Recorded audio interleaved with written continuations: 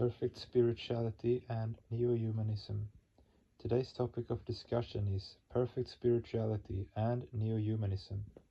The inner spirit of the path of sadhana is expressed in a particular shloka. Yashidvanmana shi pragyanashtad yache jnana atmani jnanam atmani mahati niyashetad yashi shanta atmani. Wise persons first merge their indriyas into their chitta, then their chitta into aham, then aham into mahat, then mahat into jivatma, and finally their jivatma into paramatma, supreme consciousness. The entire phase of the divine cult is divided into different sub-phases. The first phase. In the first phase, one withdraws the mind from external physicalities and establishes oneself in the realm of Dhan-I, that is, objectivated I feeling, extra-internal objectivated I, not intra-external objectivated I, and under such circumstances what happens? One certainly establishes full or part control over external physicalities, and one will be in a position to help the world in that realm, if not fully, certainly partly. But when the mind is goaded by certain dogmas, one cannot have a clear idea regarding the external physicalities, so one fails to do one's duty in that realm of extra-internal movement. The second phase. Similarly, in the second phase, the Dhan-I, the objectivated I feeling of the mind, are withdrawn from that realm of affairs and established in the pure doer-I feeling.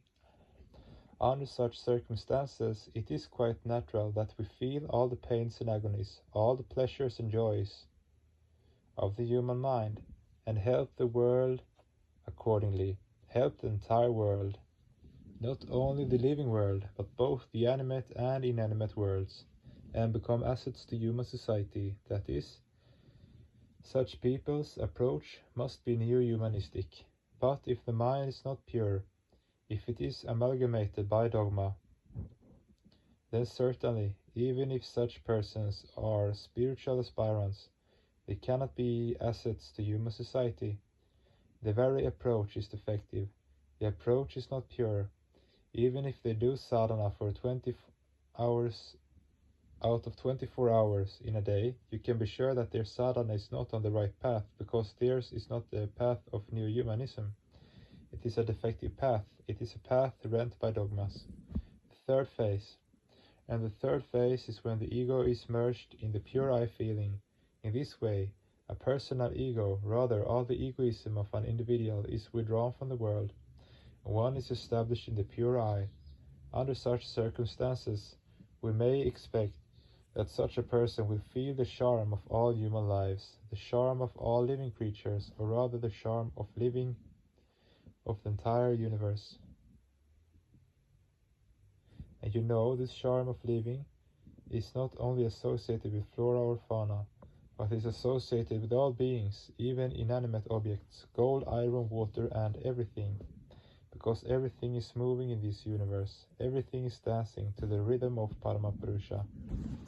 Pranaha yata manobishtaha bhutana mapi te tata atmao pamyena bhutanam dayam kurvanti sadhava. Just as one's own life is dear to one's own self, so the lives of other creatures are equally dear to them. Those who realize this truth are the real sadhus. In this phase of sadhana, such sadhakas feel that all living beings are their own.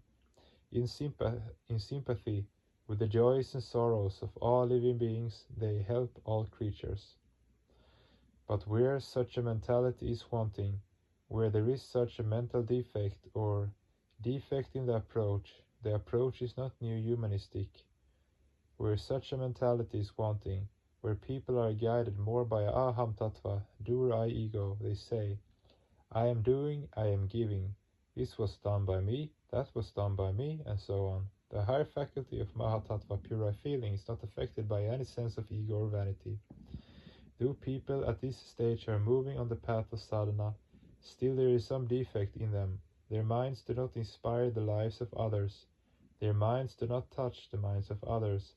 They do not reach the sweetness of others' eye feelings, for they are too preoccupied with themselves.